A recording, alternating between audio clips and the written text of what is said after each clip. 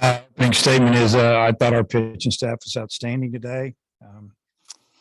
I thought our bullpen, the guys that came in, they just they pitched with a purpose. And I think that purpose was to show the coaches and the players, other players on the team, that they want to pitch. And just really good to see, especially second game.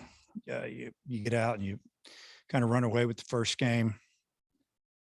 You just never know how that second game's going to go. And our pitching really just did a tremendous job throwing strikes. I think we struck out 15, 16 guys. We didn't have to field the ball very much.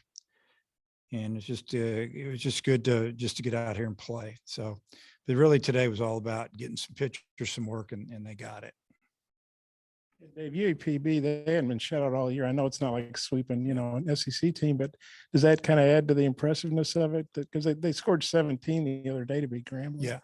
And, we've played Grambling. We know that they're pretty good. Athletic and can do some things, but I think UAPB coming into tonight was hitting, 290 as a team, maybe. So, we felt like that we were going to have to score some runs, and obviously we did that. But yeah, they were in 291 coming in tonight, and I thought we, like I said, we just pitched really well. It didn't matter who you played. We pitched good, and we located the ball and threw strikes, and that's what the game's all about. When somebody can hit, you can shut them down if you can pitch a little bit. What'd you think of Slavens? I guess he was 6 for 8, 9 RBIs. Pretty good. 6 for 8. Pretty good day. Lines out to third. He had a really good day. It's seeing the ball good. He's confident. He hit slow pitching. A couple guys throwing 90, hit those guys. Maybe his best at bat of the night. He didn't get a hit. He walked. He got down 0-2. Took a ball, fouled off a bunch of pitches. He ended up seeing 10, 12 pitches. And he took a walk. We loved it. And, getting him going is great. Get a couple more guys going. I think you'll see our offense start to click a little bit better. Coach Will McIntyre, we hadn't seen him pitch in a real game for y'all since right before COVID happened. Just kind of what went into the decision to start him, and kind of what have you been seeing from him behind closed doors? Yeah, just his last bullpen was really good. I don't work with the pitchers.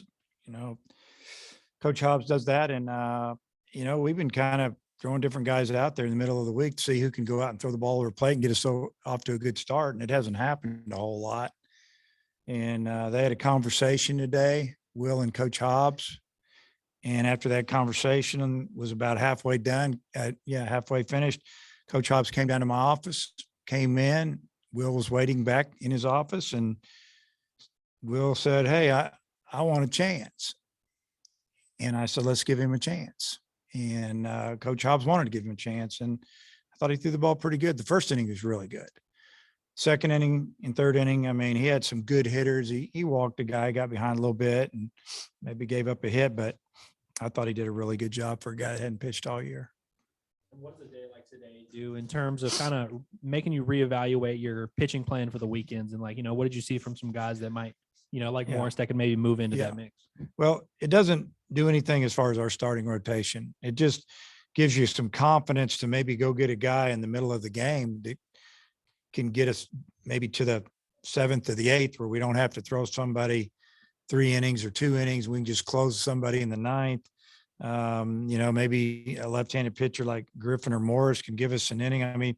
Morris has had a little more opportunity than Griffin. Griffin's still coming off Tommy John surgery, 15, 16, 17, 18 months out, whatever it is now. But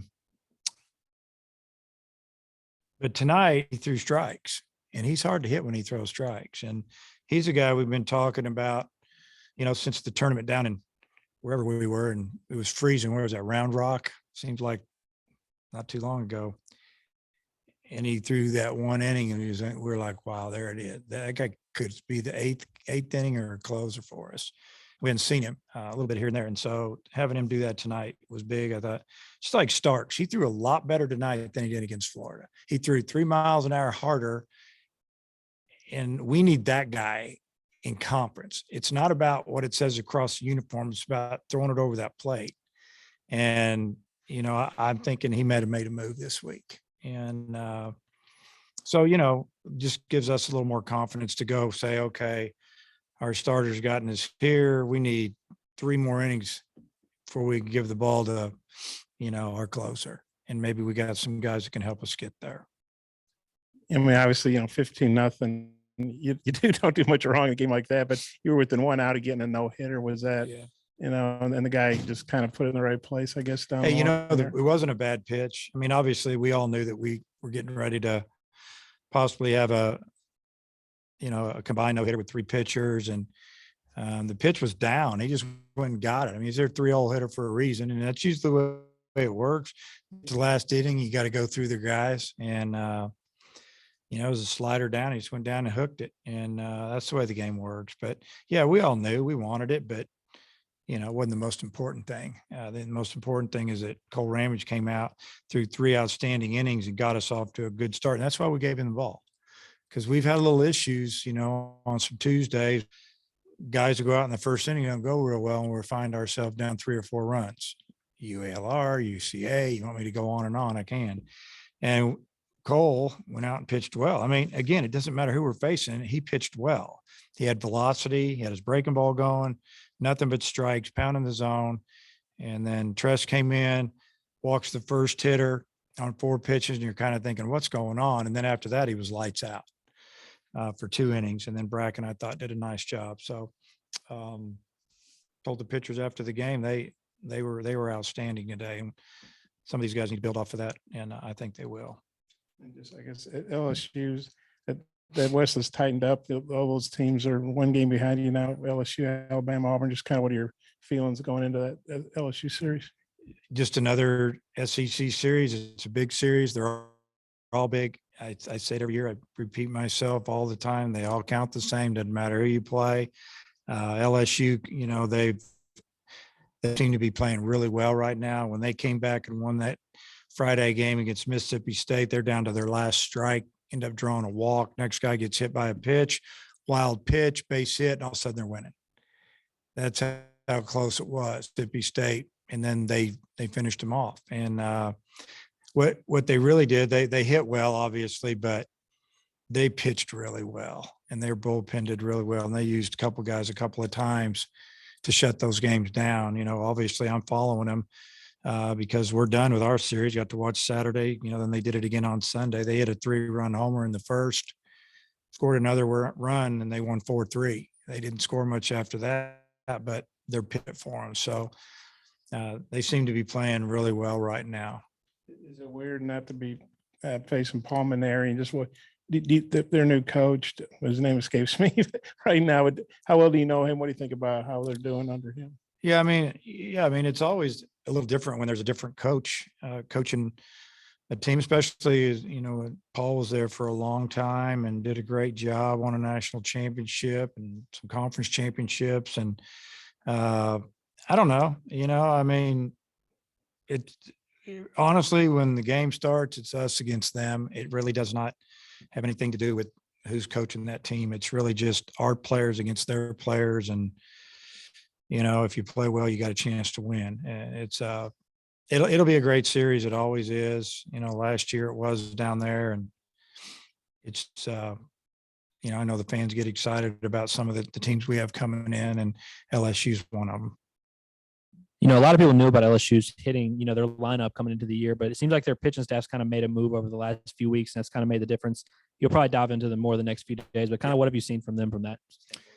Yeah, well, just first, you know, offensively, you know, they're 1, 2, and 3. Everyone's talking about them. They're all guys that are projected to be first-round picks, and you know, you got a couple sophomores, or all 3 are sophomores. One of them's draft eligible, Barry, that transferred in from Arizona.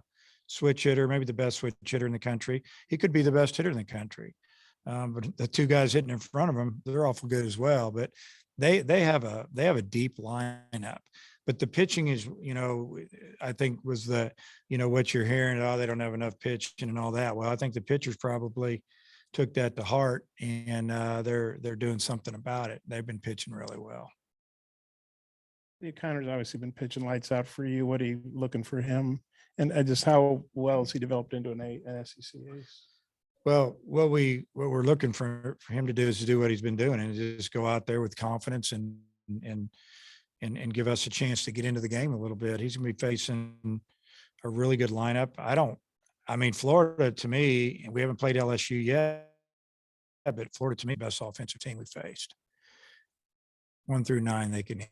And there was no easy outs in that lineup, so to speak. And LSU is going to be the same thing. So we just hope Connor goes out and competes like he always does, gives us an opportunity to get into the game a little bit what we're up against. And he's because he knows we need him to be an ace, and he has the talent to do it. He's got the work ethic and the leadership. He's one of our leaders. And, I think our team loves playing when he's on the mound. I've got one more. You hadn't lost back-to-back games all year until the Florida series. Obviously, no shame there or anything. Yeah. But to bounce back and sweep a doubleheader from a team that hadn't been shut all year, shut them out. How good is that? Just giving you guys good vibes going into LSU. Well, I'm glad we got to play a midweek game. There's some teams that didn't get to play tonight that, got rained out or the storms were coming in. And whenever you lose, you kind of want to, it's easier to push it back and get it behind you, I guess, so to speak, if you play and go win. Again, like I said, it doesn't matter who you play, just as long as you play good. And we played really good tonight. We pitched well, we fielded well, we hit well. And the guys were into it. Obviously, like I said, you score as many runs as you do the first game. You're just hoping the guys show up mentally for the second game, because that's when crazy things happen. Because baseball's a funny game, man. It's a mental game, and it's a game that you can be better at every position, but that's the night that you line out or they got a really good pitcher going and you get beat. And that's why I was proud of our team for getting after it again the second game. And the pitchers, man, they made it easy for us by just filling up the zone. Okay.